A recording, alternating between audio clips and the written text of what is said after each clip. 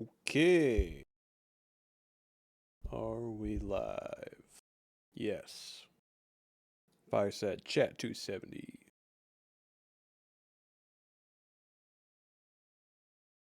Not a ton. Couple new channels. As per announcements, we have a Lethal Company channel and a 7 Days to Die channel out, and players' roles for those. Again, in get roles. Um, I did update one or two icons in get roles, and I'm trying to remember which ones. Again, just trying to get the most legible ones possible. They all look pretty good on mobile, but it's pretty hard to get game icons to look good on PC. I know Path of Exile was one that is not much better, but it is slightly improved. Of course, everyone can find icons for their chosen game that do show up better. Feel free to let me know, and I will get those put in. But in the meantime, we kind of have what we have.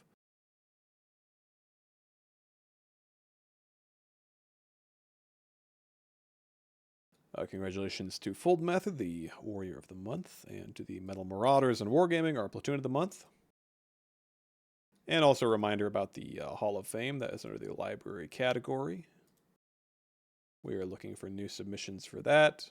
Generally speaking, that's going to be, well, it can be any gameplay, but it should be something interesting or impressive or memorable rather than just something absolutely mundane and random.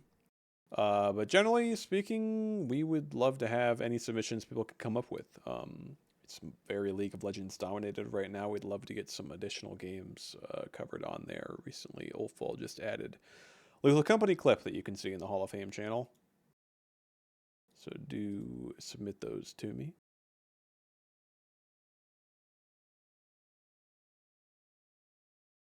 Beyond that, you might have noticed the rules channel has a unread notification or looks slightly different. It's really only changed with a new banner for new header design, which eventually is going to be the new header design in channels like About WA, but I'm kind of pending. We might potentially do a bit more of a redesign of About WA. I'm not sure exactly what it would look like, but I think the overarching idea would be trying to make it a little bit more compact and easy to navigate. Um, Probably what we will do is have um, use embed messages and buttons. So you can imagine the way that rules looks right now is probably more so what we were looking at for About WA. But whereas the rules embed messages have a lot of text in them, followed by some buttons. In About WA, we'd probably have very little text and then a lot of buttons, and that would kind of be how we'd navigate. So probably we would have. I mean, we might even do something like just having one massive thread inside About WA and then have a couple of embed messages, each with a few buttons that kind of lets you jump to any part of that thread that's relevant. So jump to the ranks part of that thread, or jump to the events and festivals part of that thread, etc. Could be an interesting way to do it. We'll see how exactly that looks, but I think that could be an interesting way to just make it just a little bit easier to navigate, because I think it's progressively gotten better from the early days, but the fact is currently you still kind of have to scroll through all these headings to kind of find the one you want. And if instead of headings we had just buttons, and then put all the headings and the actual content inside a thread or some threads, I think that would be better. It would be a lot easier to kind of, if you're specifically looking for something, um, you could find it easy. So that's probably what we'll look at doing, is something along those lines or very close to it.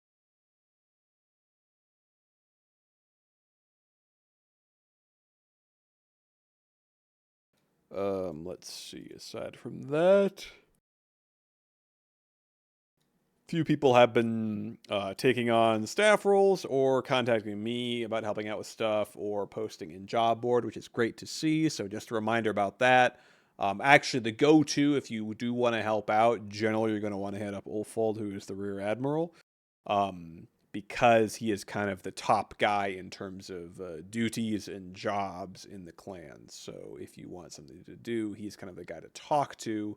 I mean, if you come talk to me, I can definitely come up with things, but or if you talk to Kusiag, for example, I mean, we're gonna have stuff for you, but we kind of have our own areas as far as, you know, a lot of the stuff I'm working on is going to be administrative, sort of record keeping, documentation, history kind of stuff.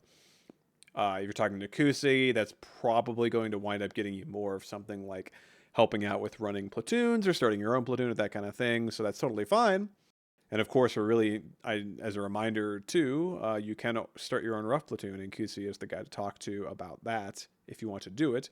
It's not, you know, a huge deal as far as, okay, what am I going to have to do? It's going to be a huge thing. Really, what we're going to ask you to do is, I mean, make some basic level of effort. So we'll get you a channel, we'll get you everything you need, but then, you know, try to host some events on your game. And the requirement we have is, of course, you have to write a situation report. So by the first of each month, you write a report following the format in the situation reports channel under the WAHQ category. You write that report. It's pretty basic stuff. I mean, mostly the most important thing on there that we want to see is active players, who's playing the game. That both helps us evaluate those people, knowing that, okay, they are in fact active, good to know, and it also helps us evaluate how the platoon is going, how your game is going. Not necessarily because you're going to be punished if your platoon is not flourishing, but more so it gives us an idea of where our resources are and maybe where they should be. Because ideally, sometimes what we like to do is kind of send reinforcements to certain platoons, or those of us who play multiple games can kind of change where we're focusing. So, hence the reports.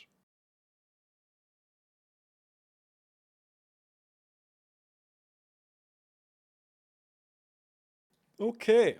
With that, I think the last thing is what I've kind of talked about a lot, which is the upcoming platoon changes, which again do not have a set date. Still being discussed. We didn't really get through a lot of discussions on those at the officer meeting, unfortunately. I'll see if I can very briefly explain for anyone who hasn't heard about them. Really nothing drastic for the average member, but the idea is that many people don't know that we have platoons right now because they're kind of so open-ended currently. They're basically platoons are just, you know, a leader or maybe leaders uh, assigned by WA to kind of run our affairs on a given game. That's really all it is. So, um, basically, our thinking is, okay, we have that. What if, in addition to running WA's affairs on those games, they also were tasked with keeping track of the people who are playing the game? And you're probably thinking, isn't that what I just said you're already doing when you're running a platoon? Well, yes and no. Keeping track currently involves just sort of writing down at the end of the month on your report, who did I see playing the game, and maybe attending my events. You know, make a little list there. Well, that's fine. So what we're thinking is, hey, let's take that to the next step. Let's keep a running list of who is playing the game, and then the person in charge of the platoon, their job is not just to copy and paste that list at the end of the month, but also to talk to those people, remind them to post in roll call, and promote them if they're eligible, and try to remind them about promotion requirements. Like, hey, you know, you want to fill out the Master Gunner quiz? We can get you a Master Gunner rank. Let's do that. You know, that kind of thing.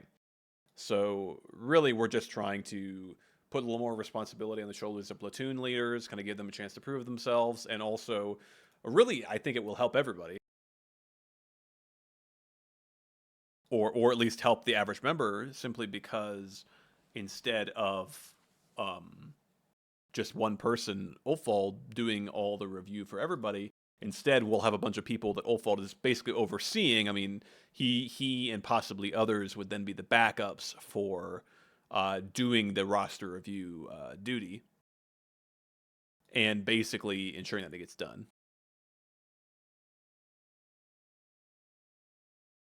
But in a perfect world, if everyone's doing their jobs, we'll actually have those platoon leaders being the ones that can then reach out to individual people, help Ulf out a lot, and also kind of be in more regular contact with their members. And it'll make sense because they're the guy running the League of Legends platoon will be the one talking to the League of Legends people. So really inching us back closer to kind of the Third Fleet era setup, while kind of trying to keep in mind the sort of modern sensibilities and some of the stuff we've tried that I think works well now. I think most importantly, that being the public game channels, I think generally work very well.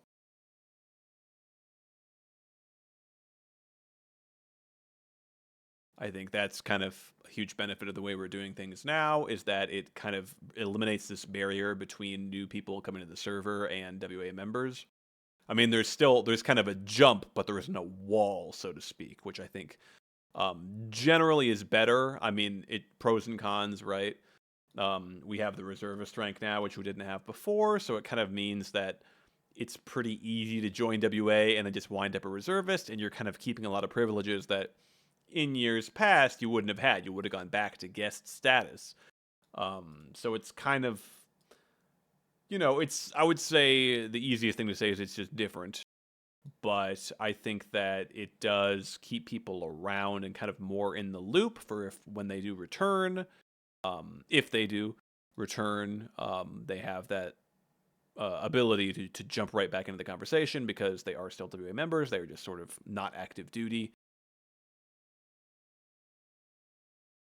It sort of gives a nice route for returning members, of which we've had a lot, to sort of ease back into WA because they come back and we say, hey, welcome back to your house and your family. You still have this and that role. And then we kind of encourage them, hey, why don't you join active duty and such, and so on.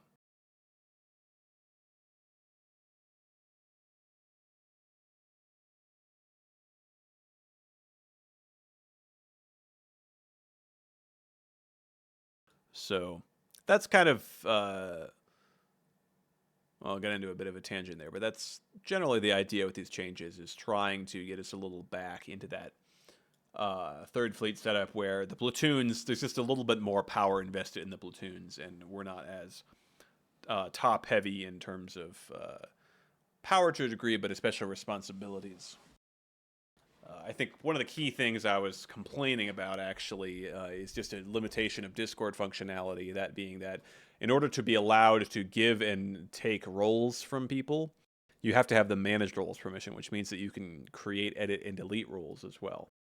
Which to me just does not make sense to have those still bundled. And after years and years of it being like this, Discord has still not changed that, which is bizarre to me. They're perfectly happy to spend all of these hours and all of this work making things like animations for profiles and giveaways and such, but this fundamental feature of role permissions being all bundled into one is still completely unaddressed. It makes zero sense to me, but it is what it is, so we pretty much just have to deal with it. Which it kind of limits. What I would really like to do is make sure that all platoon leaders have permissions to assign, add and remove roles from people. And it would be great because then platoon leaders would, again, talking about investing some power and responsibility in them, they would have that. But I don't know that we can grant rough platoon leaders the permissions to create, edit, and delete roles. Those are kind of powerful permissions. So that is, unfortunately, a conundrum we are left to deal with in Discord's current state. That said, though, I'm going to pop down for office hours and be around shortly.